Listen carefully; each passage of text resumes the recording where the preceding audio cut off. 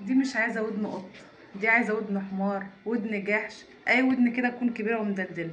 انا عاوزه اقول لكم اللي اتزن على الودان امر من السحر. انا اختي اتصلت عليا قالت لي في باميه في السوق هجيب لك منها، باميه صغيره وجميله. اجي اعمل الباميه الاقيها بالمنظر دي، هاتها كده بالمنظر ده. انا صورتها لها هو صوت وصورة عشان اعرفها ان البامية كبيرة وشماريخ. دي ب50 جنيه، امال لو كانت ب15 جنيه كان هيبقى شكلها ايه؟ انا ما اروحش الغيط، ده البامية شوكتني. انا ما رحتش الغيط والبامية جت لحد عندي وشوكتني برضه، لان البامية دي كبيرة من اللي بتشوك. في امر الله انا هطبخها وطبخها طبخة وهتعدي. يلا بينا نشوف الطبيخ. هنا بقى نقول بسم الله ونعلق على البامية، نحطها على النار تتسلق.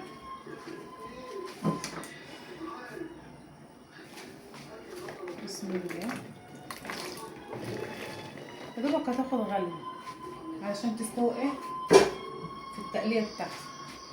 نعصر بقى مع البامية ليمون، ليه بقى؟ بتحافظ على لونها، بتخليها اخضر زي ما هي، ما تغمقش منك ايه وانت بتسلقيها. تشتري البذر وما تخافيش، يعني مش بيخلي لها طعم ولا حاجة، الليمون ما بيثبتش في قلب الحاجة. تعصرها كده وارميها.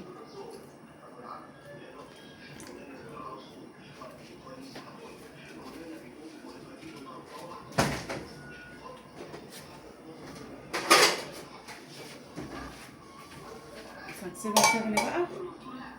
وطبعا احنا هنا ايه قشرنا الثوم ودقناه زي ما انتم شايفين كده. وعندنا طبعا التقليه بتاعنا جاهز زي ما انا قايله لكم. دي السمنه ودي التقليه مقلياها جاهزه، علشان لو انا مثلا ورايا مشوار ورايا حاجه افتح التلاجه مد ايدي كده.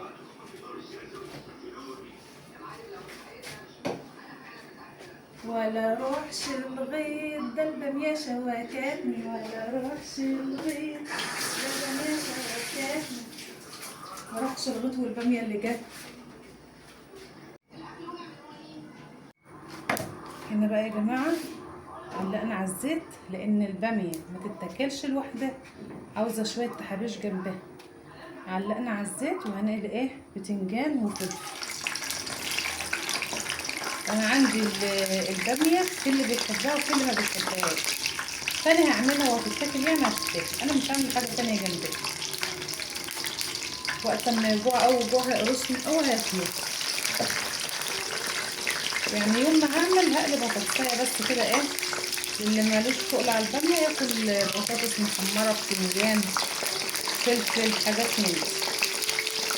هنا بقى جبنه، عاوزين ياكلوا جبنه، حاجات من اللي في التلاجة ياكلوا منها ماشي. امال لحد هنا كده والحمد لله. يوم بيشيل يوم يا جماعه، وايامه بتعدي.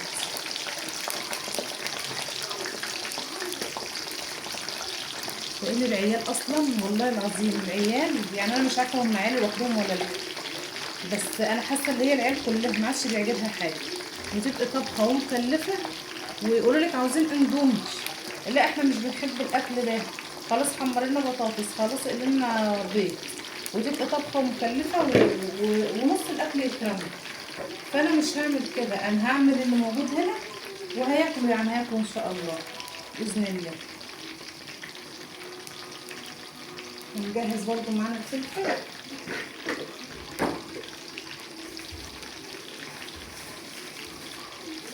نقلب برضو قرن الفلفل كده. والله خير ربنا كتير. الاول كنا بناكل ونملى بطننا وكان وشنا بيتورط كده حمار، وكان اي لقمه، عمرنا ما قلنا على لا على اكل، لا عمرنا ما قلنا على حاجه لا. بعد ما نخلص الباذنجان هنقلي ايه الفلفل كده. الباميه غلت اهي يا جماعه.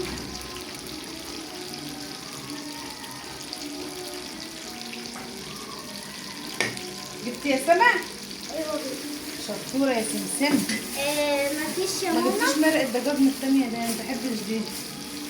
مفيش ما عادش في فلوس. بس اتفضل كل. يعني هو اداكي بالباقي من المكعبين دول؟ اه. طب انا بحب احط بقى مرقه دجاج على الباميه، بتخلي ما طعمها انت حلو. برضه انا احط ماشي. بصوا هي كده خدت غلوه، هنصفيها ونعمل التقليه بتاعنا عشان ايه نكمل سوا في التقليه بتاعتنا. هصفيها واجيبها. احنا بقى صفينا الباميه بتاعنا، وننزل بقى بمعلقه سمنه حلوه كده. انا عاوزه اقول لكم الباميه بتحب الدهان، يعني انا فاكره امي الله يرحمها كانت بتكتر الدهان قوي، فانا برضو مش هوصل للمرحله بتاعتهم. السمنه ديت انا كنت بره وكنت محتاجه سمنه، فجبتها من الدكان اداني في كيس. لما السمنه هنا بقى هتقدح هحط ايه، هحط الثوم. صدقوا بالله انا عارفه ان انتوا اشطر مني. انا لو كان عليا ولا عاوزه ادخل مطبخ ولا اطبخ ولا اعمل اي حاجه، انا عاوزه دليفري. بس هجيب منين بقى؟ بس يلا احنا هنطبخ مع بعض، ولو انتوا مثلا عندكم طريقه تانية اكتبوا لي في التعليقات. طبعا الباميه بتحب الثوم. طب قولوا لي كل البصل بقى يا ام عمر. هقول لكم انا اصلا مقليه تقليه جاهزه زي ما انا معرفاكم قبل كده. انا كنت مقليه تقليه كبيره وباخد منها كل لما بطبخ طبخه بطاطس، طبخه فاصوليا، طبخه لوبيا، فالحاجات ديت مثلا ما بتحتاجش ثوم، الفاصوليا واللوبيا. فالباميه محتاجه ثوم، قمت رايحه مقشره الثوم وحمرته، ولما يتحمر هنزل على الثوم بالصلصه. طبعا احنا خدنا الثوم وسيبنا حته ايه لرقه البتنجان.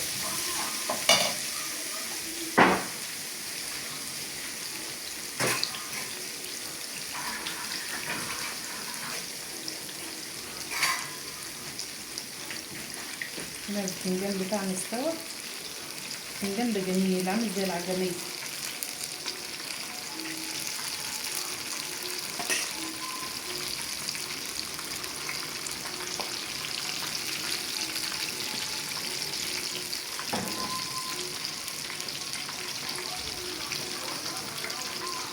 انا بعمله على نار هاديه عشان يطلع معايا ايه مستوي خالص كده.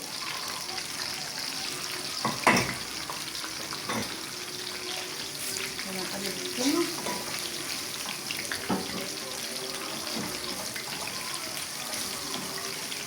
ما بروحش الغيط بالباميه شوكاتني، وما روحتش الغيط والباميه جات عندي. اختي وفاء اخصى عليك يا وفاء، اخصى عليك الف فصايه. عارفين انتوا طشه الملوخيه يا جماعه؟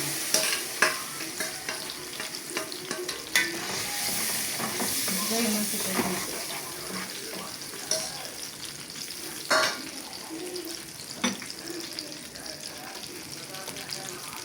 البتنجان كده خلص، نقلي ايه الفلفل.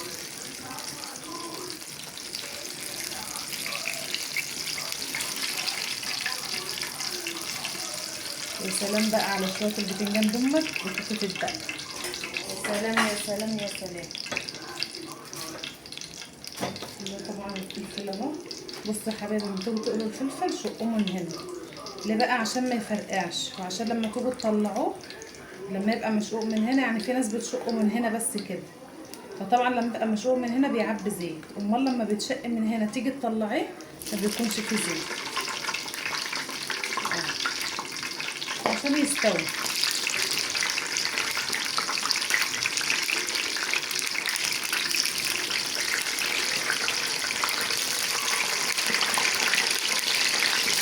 انا اعرف ناس ما بتغسلش الشفيطه والحاجات دي، يقولوا كانت فارقه فيه. كانت فارقه فيك ايه؟ ده بتبقى كلها كمام، بتبقى في الغيط ومرشوشه، بتبقى كيماوي تراب. لا مؤاخذه يعني في كلاب بتروح الغيطان، كلب عمل حمام على الزرع، فلازم الحاجات تتغسل يا جماعه. محدش يستسهل برضو الموضوع والله العظيم. يعني انا اعرف ناس ولا بتغسل البتنجان ولا الفلفل ولا الشطيطه ولا البطاطس، يقولوا لك لا هنحطها في الزيت وهتطرطش عليه. اما الطرطش احسن ما يجي للواحد مره. صح ولا انا غلطانه؟ سيبها تستوي كده تتسبك شويه مع نفسها ونقلي الفلفل. ولما نيجي بقى نحط الباميه نرجع له. هنا بقى نحط التوابل. شويه كزبره، انا بحب الكزبره، فهحط كزبره وبهارات. في ناس ما بتحبش بهارات، انت حسب الرغبه. كمون،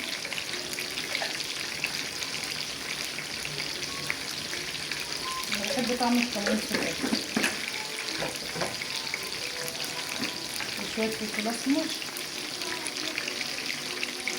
انا بقى مش هحط شطه، لا، لان انا معايا اطفال ومعايا ابويا ما بيحبش الشطه.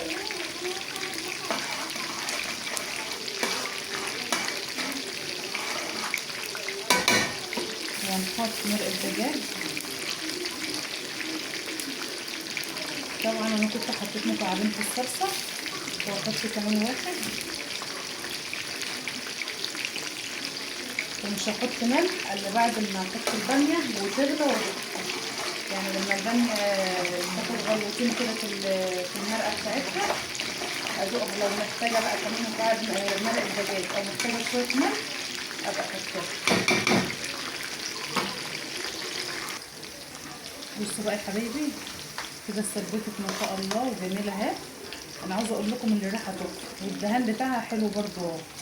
يعني انا اعتبر ما كنتش مكتره، يعني انا مش مكتره دهان. ماما حطيتهم البازي كمان. ماشي. انا بقول لكم ايام امي الله يرحمها كانت بتحط دهان كتير، تقول عشان الحاجه تبقى مغمسه وخيرها فيه. لا انا مقلله الدهان خالص على فكره. يعني كده معقوله اهي. يعني انا عاوزه اقول لكم من كتر الدهان اللي احنا كلناه نقر على جسمنا. ماشي. ادي النتيجه زي ما انتم شايفينها كده. نحط بقى الباميه.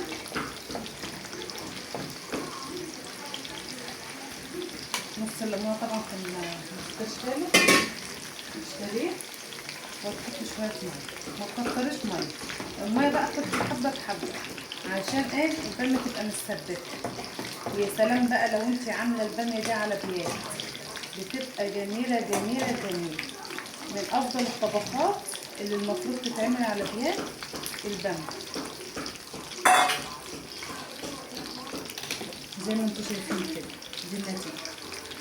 هنسيبها بقى تاخد غلوتين مع بعض تتسبك كده ونرجع تاني. بصوا يا بقى الفلفل نطلعه كده كده بيصفي الزيت اللي فيه. امال لو شقتيه من النص وما فتحتوش في الاخر بيبقى معبي زيت.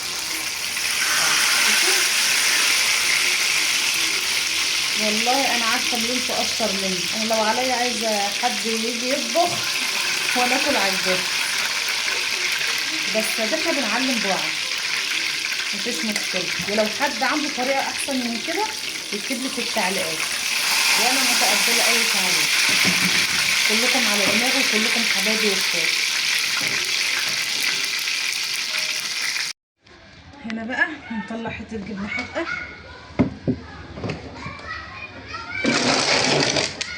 بسم الله. انا طبعا بقالي كتير ما جيتش يم البرطمان هنا.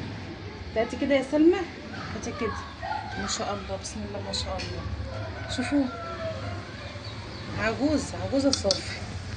انا طبعا ما كنتش بمد ايدي في البرطمان هنا لان انا كنت عامله برطمان صغير تحت. فالبرطمان الصغير خلص، ناخد بقى منه ايه، ناخد من ده حتتين نحطه في البرطمان الصغير علشان يبقوا تحت ايدي وقت ما عوز. ما شاء الله مشي تقيل خالص. بسم الله. كتر جمال. انا مش عايزه امد ايدي، اطلعي. مش عايزه تطلع.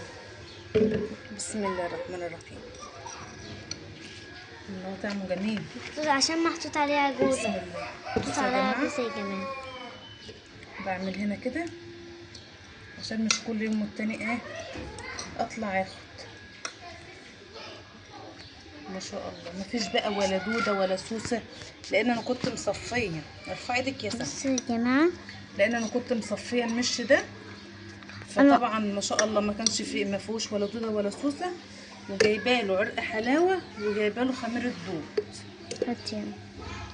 وكمان انا بحب اول حاجة في ماما مكترة.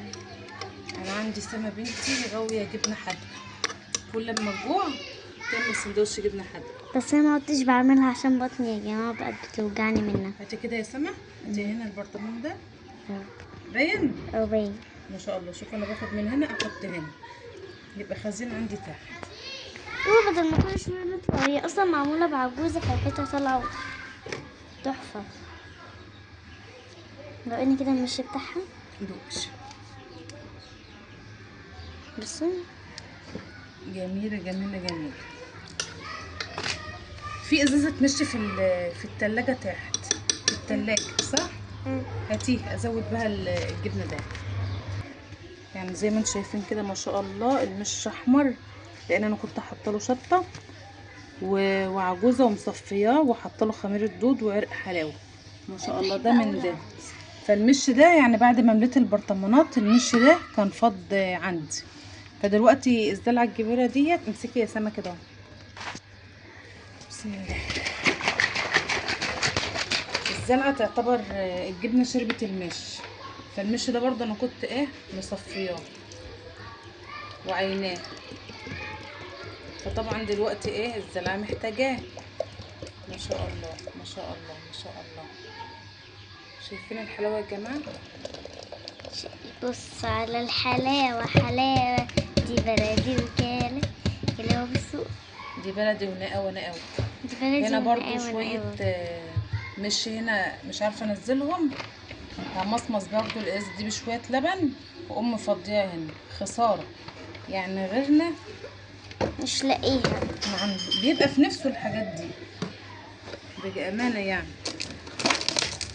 انا لما باجي اعمل الحاجه دي باجي على نفسي وبجمد، ولا عشان يبقى احنا اصلا يا جماعه خزين عندي. قرايبنا فلاحين فبنجيب الجبنه الصبح بتكون طعمها تحفه قوي. احنا اساسنا يا جماعه من الفلاحين. فانا اختي عندها خير ربنا، عندها بهايم وحاجات من دي، بتبيع لبن بتبيع جبنه، فانا باخد منها. والله يا جماعه نفسي اكون فلاحه زيهم. نغطي بقى، اهم حاجه مفيش دبانه، ودي بقى ما بتتشالش خالص علشان ولا في حاجه تشمها ولا حاجه تقع فيه. انا عندي الغطا بتاع البرطمان ضايع، البرطمان ده بتاع امي الله يرحمه، فالغطا بتاعه ضايع، فعملت له حته القماشه ديت على قد الحلقه بالظبط عشان تبقى محكمه كده زي ما انتم شايفين اهو. يعني زي الغطا واحسن كمان. اصلا لازم تحطوا له قماشه حتى لو حطوا الغطا خلف عنه. نرجعه تاني مكانه.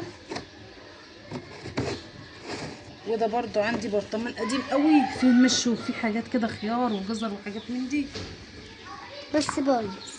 لا مش بايظ، انا مش مفيهوش حاجه. فانا لما اشتري جزر وخيار وحاجات من دي احط. بس احنا نجيب اللي فيه بقى عشان اللي فيه قديم. هوقف بقى.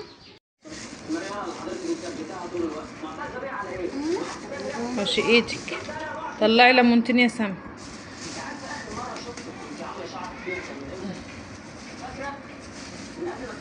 ما هي شاريه وفاء شاريه، انا بقول لك يا ريت كنت قلت